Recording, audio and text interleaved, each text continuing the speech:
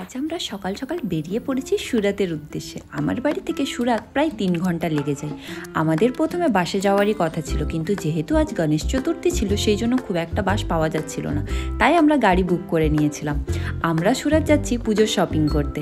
যদিও ভরুচ মানে আমি যেখানে থাকি গুজরাটে, এখানে খুব একটা দুর্গাপুজো হয় না, কিন্তু যেহেতু ভরুচ যে সিটিটা আছে ওখানে এক দুটো জায়গায় দুর্গাপুজো হয়, সেজন্য আমরা ভাবলাম কিছু পুজোর শপিং করেই নিই যদি ঘুরতে যাওয়া হয়।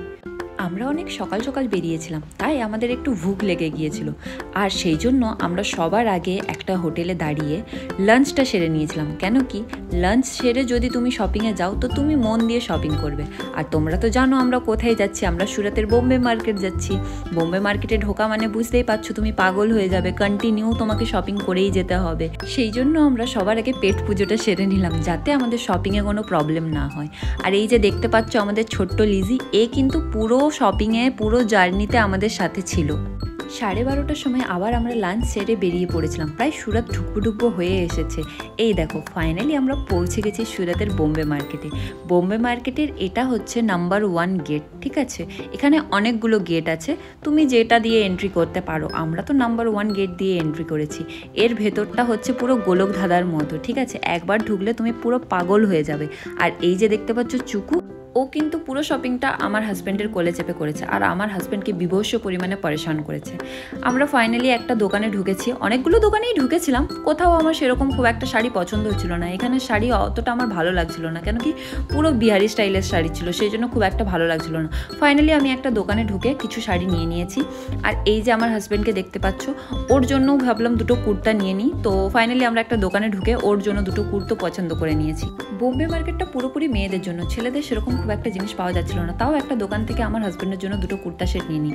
আর আমি একটু দেখছিলাম ট্রাই করে করে অনেক রকমের ড্রেস, কিন্তু আমার পছন্দ হলো না। তারপর আমরা গাড়ি নিয়ে বেরিয়ে পড়লাম চৌটা বাজারের দিকে। সেই জন্য ওখানে যাওয়ার পথে আমরা আগেই দর্শন করলাম গণপতিটা দেখতে পাচ্ছ খুবই সুন্দর। আর চৌটা বাজার যাওয়ার আগে আমরা আরও একটা গণপতি পাই, এই গণপতিটাও অনেক সুন্দর দেখতে ছিল, সেই জন্য আমরা দর্শন করে নিলাম।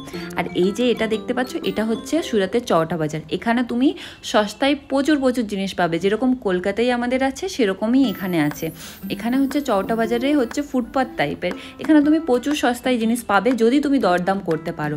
আমি ওখানে ঘুরলাম, সেরকম খুব একটা জিনিস পছন্দ হচ্ছিল না আমার, বাট তার মধ্যেও আমি একটা কুর্তি নিয়ে নিয়েছি, কিছু জুয়েলারি কালেক্ট করে নিয়েছি।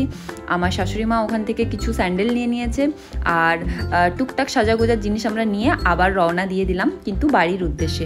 আর এটা হচ্ছে আমরা সুরাত থেকে কিন্তু বাড়ি ফিরছি। যেহেতু আজ গণেশ চতুর্থী ছিল সেই জন্য রাস্তায় আমরা অনেক গণপতির দর্শন পেয়েছি। এবার আমরা বেরিয়ে পড়লাম বাড়ির উদ্দেশ্যে। জানোই তো সুরাত থেকে আমার বাড়ি প্রায় 3 ঘন্টা। আর আমরা সুরাতে কি শপিং করলাম, সারাদিন কত কি কিনেছি, সব কিছু দেখাবো আমি একটা ছোট্ট ভিডিওতে। আজকের ভিডিওতে এতটুকুই রইল, টাটা, সবাই ভালো থেকো।